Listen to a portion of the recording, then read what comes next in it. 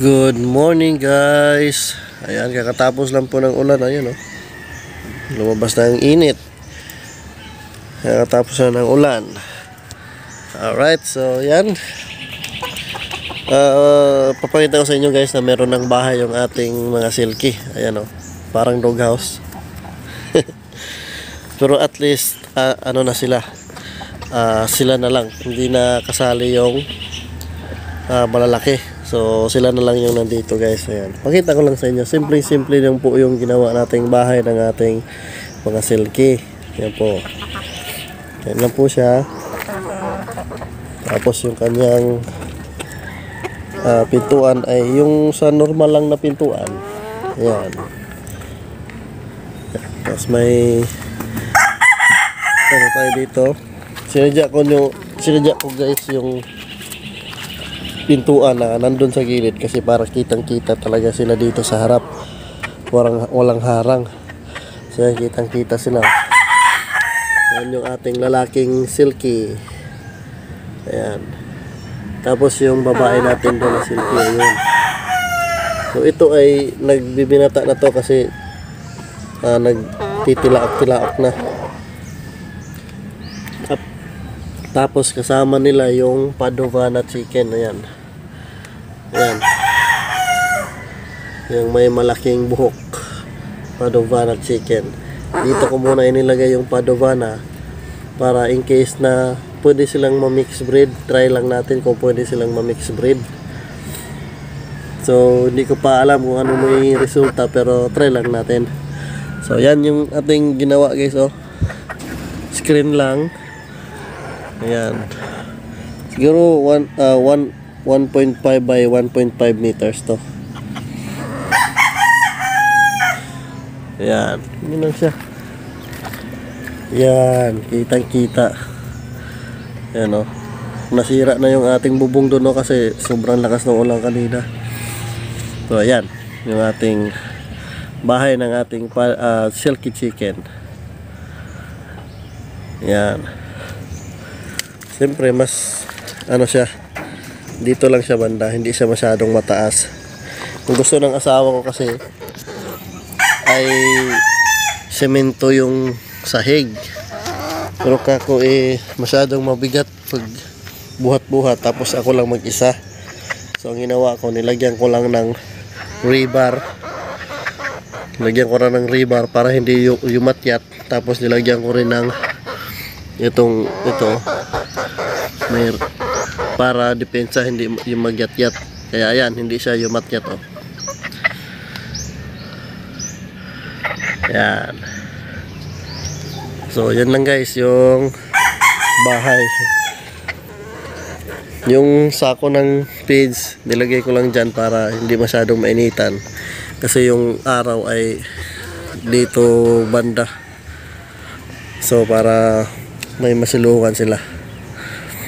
Yan. So napakaganda na. At siyempre yung ating mga Brahma dito ay sila na lang tatlo yung nandito. Yan, check natin. Yan. Yan yung ating Brahma. Ito ay babae. Yan, nagsugat yung kanyang ulo kasi kinakagat-kagat ng lalaki. Tapos babae din. So yung lalaki natin is yun lang yung mag-isa yun. Ito hindi ko pa sigurado pero yung isa babae yan. Pero ito parang babae din. So hindi pa natin ma-sure pero yung isa, yung parang abuhin na kulay. Yun, napakalaki niyan, maliit lang sa video pero malaki yan guys. Pero kulang pa sila sa edad, nasa ano parang sila 3 months old pa lang sila, kulang na kulang pa. Siguro pag abot ng 6 or 8 months old, doon na natin makikita yung totoong laki nila. Pero malaki na sila ngayon. Ayan po. Ayan. Kasi kapag hindi ko inilipat yung silky guys, ano sila dito, parang crowded na masyado kasi malalaki kasi itong tatlo. Ang balak ko ay kumuha ng net, tapos maglatag lang ng kahit hanggang Tagibewang para hindi sila makalipad, makaalpas. Siguro doon ko ilalagay, oh. Doon. Punta doon. Pero plano pa lang, naghahanap pa ako ng net kasi balak ko na gamitin tong ating breeding pen para may mailagay tayong iba. Kasi matibay naman sa sakit sila. Hindi naman sila sakitin ng mga manok kahit na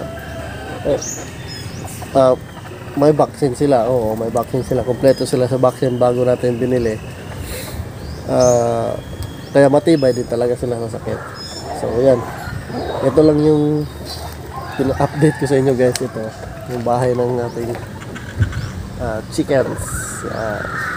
Papakita ko na lang sa inyo yung ating Dumpo Tanaka. Lagi ko na itong pinapakita sa inyo, guys. Pero, ayan po siya. On molting na siya. Yung ating Dumpo Tanaka. Ayan o, napakalaki. Yan. Yung ating Dumpo Tanaka. Ito yung pinaparami natin ngayon, guys. Oh, napakalaki oh. So, disclaimer muna, no animals were harmed in the making of this video. Yan po yung ating Dumpo Tanaka. Yan. Saka may anak na yan. Ito. Ayun o. Yan yung anak niya. Ano pa lang yan. Mag-2 buwan. Yan. Plano ko ito yung ibalik sa father. Para malaki pa rin yung mga anak. Alright guys, so yun muna yung video natin ngayon, no? Hindi tayo makapag-upload talaga ng lagi kasi may binabantayan din tayo, tapos tinatama din ako. So yun guys, maraming salamat. Peace.